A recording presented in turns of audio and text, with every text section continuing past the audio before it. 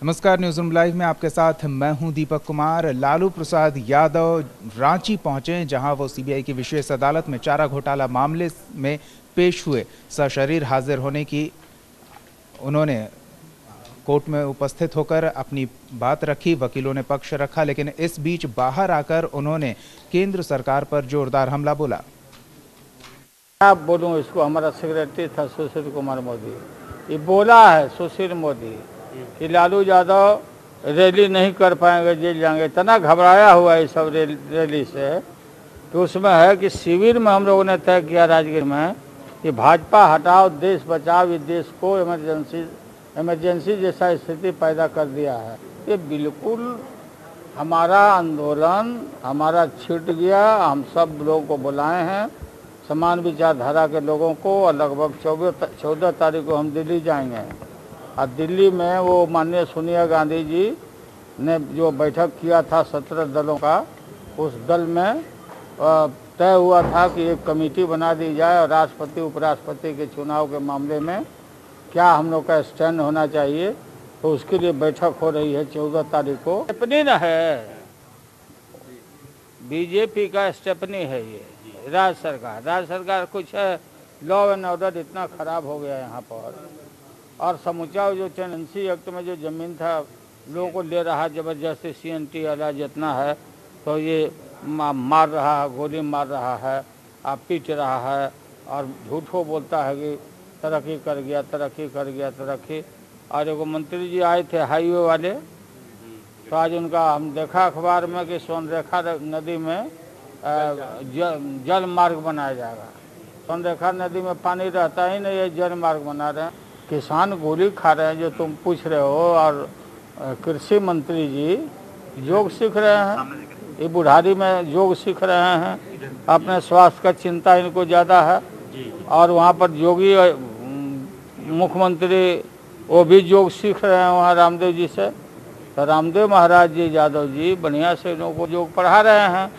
कान पकड़ो, नाक बंद करो, टंगड़ी फैलाओ, ये खाओ, पतंजलि घी खाओ। चारा घोटाला में लालू यादव की पेशी पर बिहार में भी सियासत गरमाई हुई है। एक और जहां बीजेपी नेता का कहना है कि उन्हें उनके किए की सजा मिलेगी, तो दूसरी ओर आरजेडी नेता ने लालू प्रसाद यादव का बचाव करते हुए न्यायिक व्यवस्था की नीतियों पर तंज किया। पिछले दिनों से लालू जी सजा याफ्ता होने के बावजूद भी कहीं न कहीं अपने आप को ये साबित करने में लगे थे कि मैं निकल चुका हूँ, पर उनको ध्यान में नहीं था कि 4 साल 3.5 साल सजा भुगत चुके हैं। और अभी तो एक मामले में आपने सजा भुगती था। अब तो कोर्ट का ट्रायल जब शुरू होगा तो अभी तो कई मामले हैं, अवैध निकासी का, घोटाले का। ये सारे मामले तो निश्चित रूप से लालू जी का आगे का भविष्य तो कहीं न कहीं तो जेल के ही दरवाजे के अंदर नजर आ रहा है। ये 1997 का केस है। इसमें हाई कोर्ट से इन्हें बरी कर दिया गया था।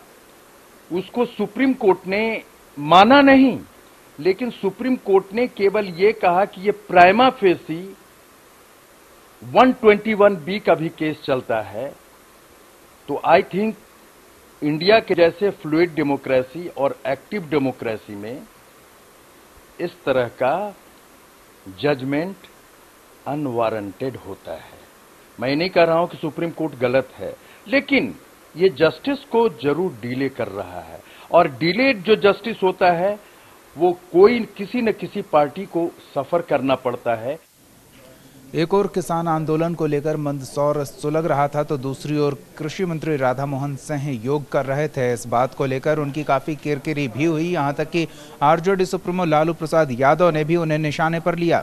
इस पर कृषि मंत्री ने सफाई दी है। कृषि मंत्री ने मंदसौर की घटना को जहां दुर्भाग्यपूर्ण बताया, वहीं योग को संस्कार में शामिल होने की बात कही। उन्होंने विरोधी दलों पर मंदसौर की घटना के बाद आग में घी डालने का आरोप लगाया। साथ ही लालू पर तंज कसते हुए कहा कि जो लोग किसानों के पशुओं का चारा तक खा गए, वो किस हक से इल्जाम लगा रहे हैं।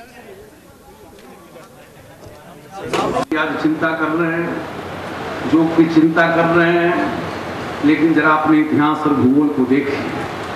और मैं बार बार कहता हूं कि जो मध्य प्रदेश की घटनाएं घटी हैं वो दुर्भाग्यपूर्ण है, लेकिन उसमें उस आग में घी डालना, उसमें राजनीति करना, इन देश के किसानों का भला होगा इससे और न ये किसानों का भला।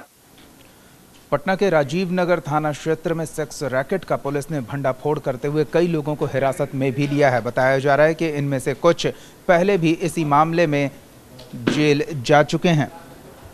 सूचना पर कार्रवाई करते हुए पुलिस ने मकान से आपत्तिजनक हालत में 6 लड़कियां, साथ ही एक महिला और गिरोह के 3 लोगों को गिरफ्तार किया। इस गिरोह के कुछ लोग पहले भी फुलवारी थाना क्षेत्र से गिरफ्तार हो चुके हैं।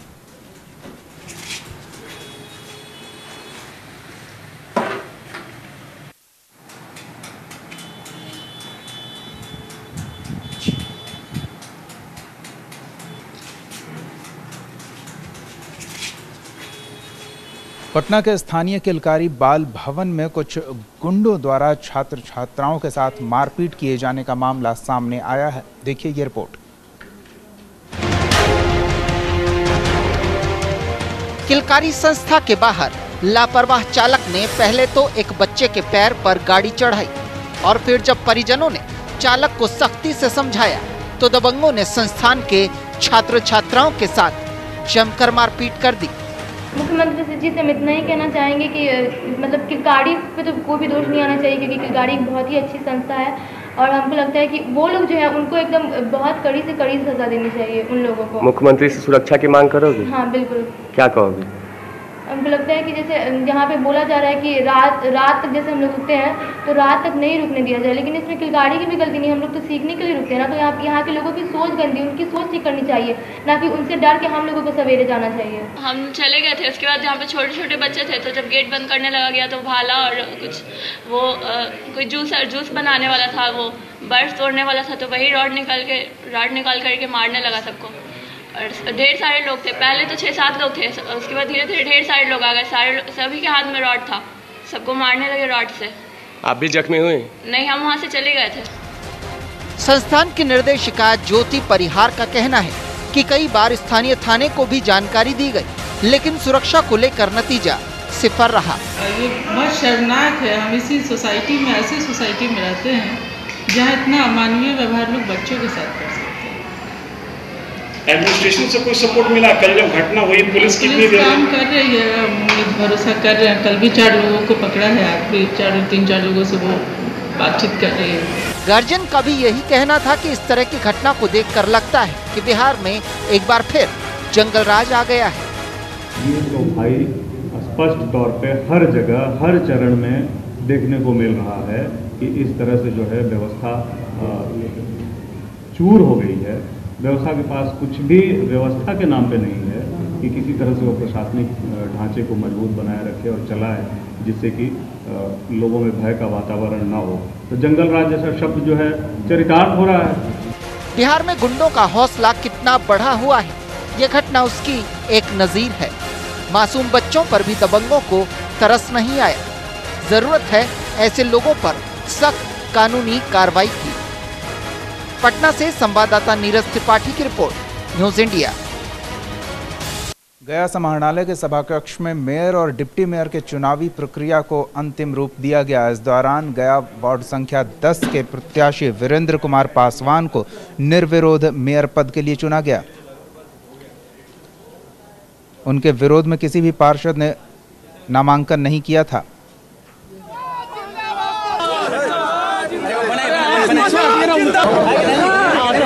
पार्षदों को मैं हार्दिक बधाई देता हूं और हम लोग नगर निगम में मिलजुल कर कार्य करेंगे और गया को एक सम्मान साफ सफाई के रूप में पूरे देश में नहीं पूरे विदेश में ही नाम रोशन करेंगे। पानी का दिक्कत है, कुछ गंदगी का व्यवस्था है, उसको सुदृढ़ करने का प्रयास करेंगे।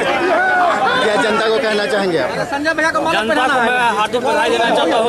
विरोध मेयर के अंदर सोर्स खगड़िया में एसटीएफ के साथ कार्रवाई करते हुए पुलिस ने कुख्यात नक्सली एरिया कमांडर को धर दबोचने में कामयाबी हासिल की है। नक्सली एरिया कमांडर मंकेशर यादव, बिहारी पासवान और मोहम्मद नासिर को गिरफ्तार किया गया है। गिरफ्तार नक्सलियों के पास से पिस्टल, जिंदा कारतूस, डेटोनेटर, नक्सली साहित्य और अन्य आपत्तिजनक चीजें बरामद की गई है।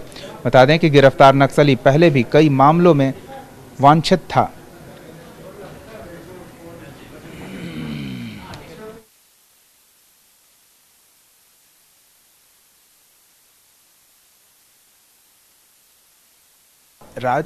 आरजेडी सुप्रीमो लालू प्रसाद यादव रांची पहुंचे। वहां उन्होंने जेएमएम के केंद्रीय कार्यकारी अध्यक्ष हेमंत सोरेन से भी मुलाकात की। मुलाकात के बाद लालू यादव ने केंद्र सरकार और राज्य सरकार पर निशाना साधते हुए कहा कि बीजेपी की सरकार गरीब विरोधी है, रोजाना दंगे हो रहे हैं और सरकार इसे रोकने में असफल है। वहीं हेमंत सोरेन ने कहा कि महागठबंधन बनने से देश से बीजेपी का अस्तित्व समाप्त हो जाएगा।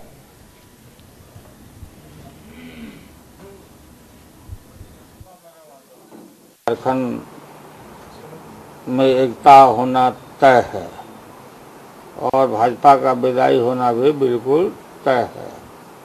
सारा मोदी सरकार का 3 साल का शासन का ये बिल्कुल पटाक्षेप हो गया। लोग समझ गए बेरोजगारी की हालत इतना बद से बदतर है और किसान, मजदूर, असंगठित मजदूर, गरीब गुरबा, यहाँ आदिवासी लोग, गरीब लोग दतवन ला करके भी बेचता था। यहाँ कहीं सड़क पर हम नहीं देख रहे हैं। जो उन्होंने बात कही है वो तो आपने सुनी ही है। निश्चित रूप से भारतीय जनता पार्टी को जिस तरीके से बिहार में जवाब मिला है, ये कोई बड़ी बात नहीं है कि अगर जिस तरीके से बिहार में लोगों ने एक समान विचारधारा के लोगों ने एकजुटता का परिचय दिखाया है, अगर ये देश के अंदर बनता है तो भारतीय जनता पार्टी को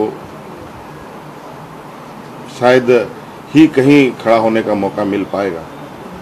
और रही बात हमारे झारखंड की, ये तो मैंने कहा है कि हमारे इस राज्य के मुख्यमंत्री तो इस देश के अलबेला मुख्यमंत्रियों में से हैं। वो कब क्या करेंगे नहीं करेंगे कोई कुछ नहीं बता सकता। रांची के मोरहाबादी मैदान में सीएनटी-एसपीटी एक्ट संशोधन और स्थानीय नीति के विरोध में आयोजित रैली में शामिल होने पहुंचे लोगों ने रांची की सड़कों पर जमकर उत्पात मचाया। उपद्रवी भीड़ ने शहर में लगे बैनर और पोस्टरों को फाड़ डाला। भीड़ ने सीएम रघुवर दास के पोस्टर तो फाड़े ही, शहीदों के पोस्टरों को भी नहीं बख्शा। बीजेपी प्रदेश कार्यालय के बाहर लगे शहीदों के पोस्टर को ये लोग फाड़ते नजर आए।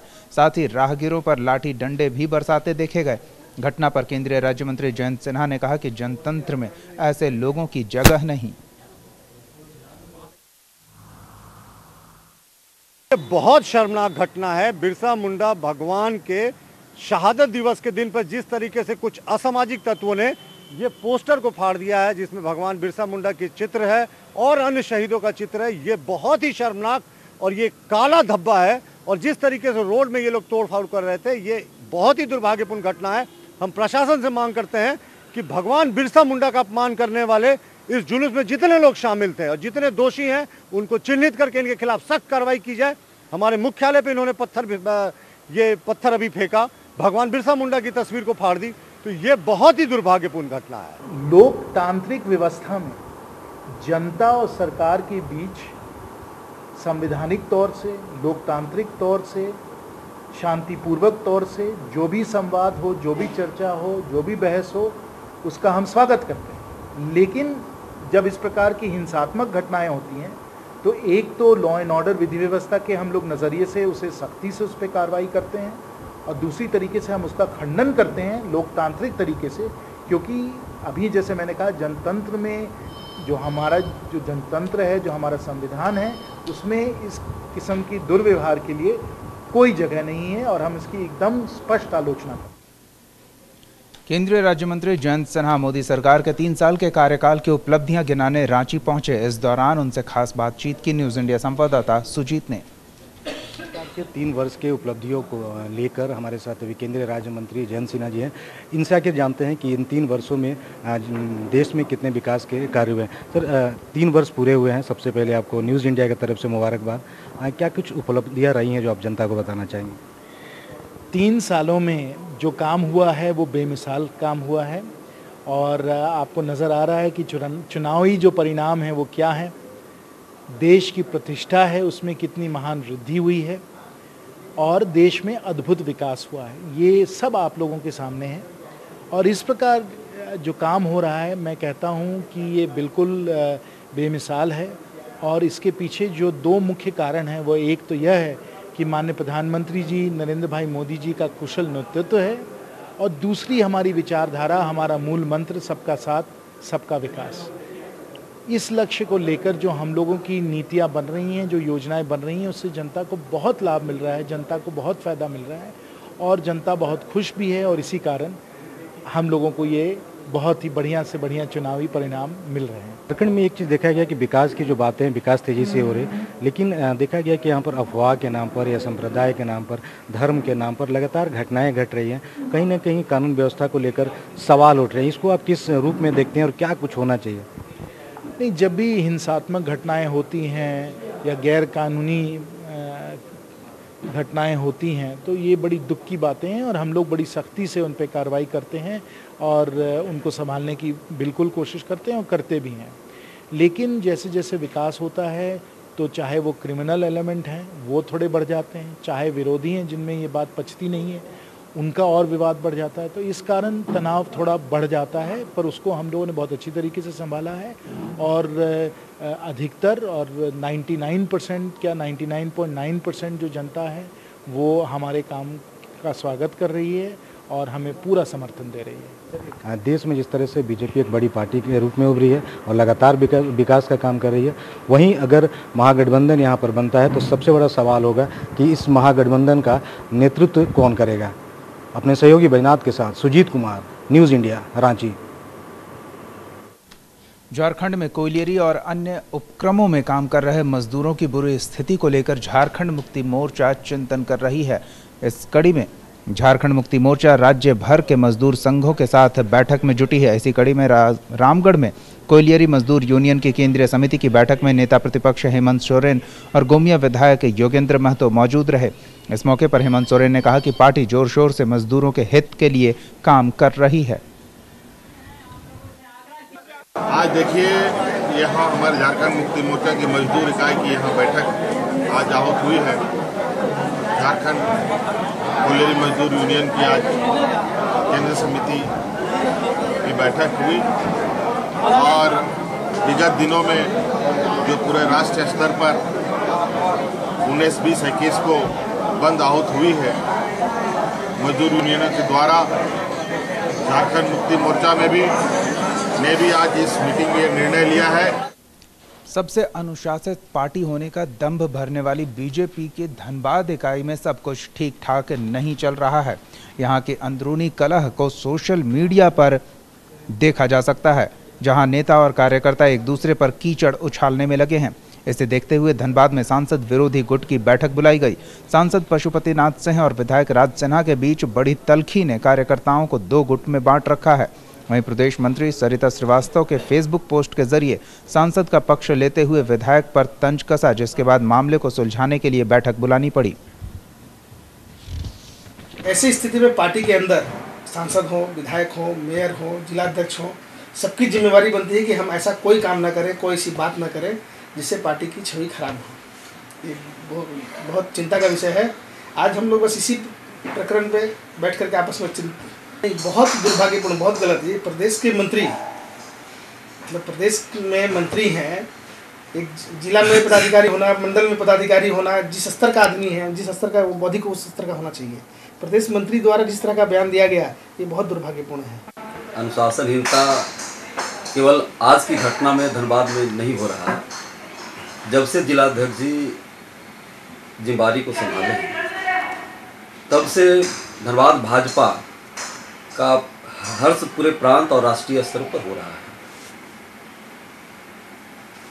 आपने मीडिया के माध्यम से ही आया होगा सामने, समर्पण घोटाला, सक्रिय सदस्यता घोटाला, महिला मोर्चा का जो प्रकरण आया, इस प्रकार के कई प्रकरण, बिजली का मामला आया, बहुत सारे मामले जो आए धनबाद में, इस सारे जिम्मेवारी जिलाध्यक्ष की बनती है। और आज भी जो घटना घट रही है, चल रही है धनबाद में, मीडिया में या हर जगह, इसके लिए मैं पूर्ण रूप से जिलाध्यक्ष जी को दोषी मानता हूँ। जमशेदपुर में थोक वस्त्र विक्रेता संघ ने टेक्सटाइल पर लगाए गए जीएसटी का विरोध दर्ज कराया। साथ ही उपायुक्त को प्रधानमंत्री के नाम ज्ञापन भी सौंपा। संघ का कहना है कि ग्रामीण क्षेत्रों में व्यापारी बिना इंटरनेट के नियमों का पालन नहीं कर सकते, जिससे व्यापारियों के सामने काफी परेशानी होगी। यदि ये स्थिति आई तो मैक्सिमम कपड़े के छोटे दुकानदार जो हैं, दुकानें जो हैं वो बंद हो जाएगी, लोग बेरोजगार हो जाएंगे। एक ऐसा व्यवसाय जो हिंदुस्तान में करोड़ों लोगों को रोजगार दे रहा है, जिस व्यवसाय से हर व्यक्ति बड़ी आसानी से जुड़ सकता है और जुड़ा है, क्योंकि इस व्यवसाय में आज तक आज़ादी के बाद से अभी तक किसी प्रकार का कर नहीं था। कर नहीं होने की वजह से, सरकारी झमेले नहीं होने की वजह से एक अशिक्षित व्यापारी भी जिसके पास बहुत छोटी पूंजी होती थी, वह भी आसानी से एक छोटी सी कपड़े की दुकान लेकर अपनी। जमशेदपुर के पोटका में जंगली हाथियों के झुंड ने 4 घरों को तबाह कर डाला। वहीं वन विभाग के अधिकारियों ने मौके पर पहुंचकर हाथियों के झुंड को जंगल में खदेड़ा। काफी मशक्कत के बाद हाथियों को आबादी वाले इलाके से दूर किया गया। हालांकि हाथियों के हमले में एक महिला समेत 2 लोग घायल हो गए।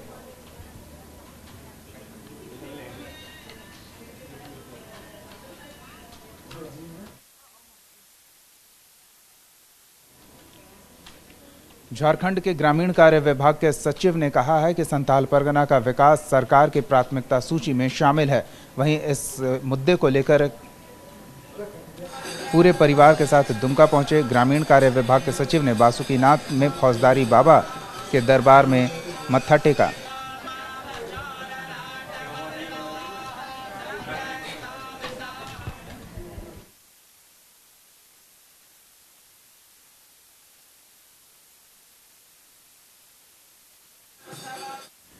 झारखंड पुलिस और सुरक्षा बल के जवानों के बीच जिले के कई अलग अलग हिस्सों में लगातार मुठभेड़ जारी है, जिसमें पुलिस को भी कई सफलता हाथ लगी है। पुलिस ने जमशेदपुर के गालूडीह के फुलझोर इलाके में मुठभेड़ में राइफल, 9 mm पिस्टल, गोली, मोटार समेत हथियार भारी मात्रा में बरामद किया। वहीं पारसनाथ इलाके के धुलकट्टा गांव के पास 203 कोबरा के साथ माओवादियों की मुठभेड़ हुई। आधे घंटे तक चली मुठभेड़ में माओवादी जंगल का फायदा उठाकर भाग निकले, जिसके बाद कोबरा टीम ने इलाके में सर्च अभियान चलाया, जहां टीम को जिलेटिन रॉड, डेटोनेटर और गन पाउडर बरामद हुआ।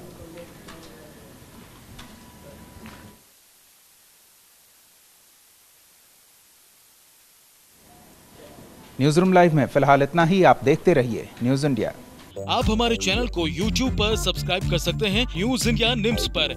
इसके अलावा आप ट्विटर पर भी हमें न्यूज इंडिया 17 पर फॉलो कर सकते हैं। फेसबुक पर आप newsindia.nimsUnai पर हमें लाइक कर सकते हैं।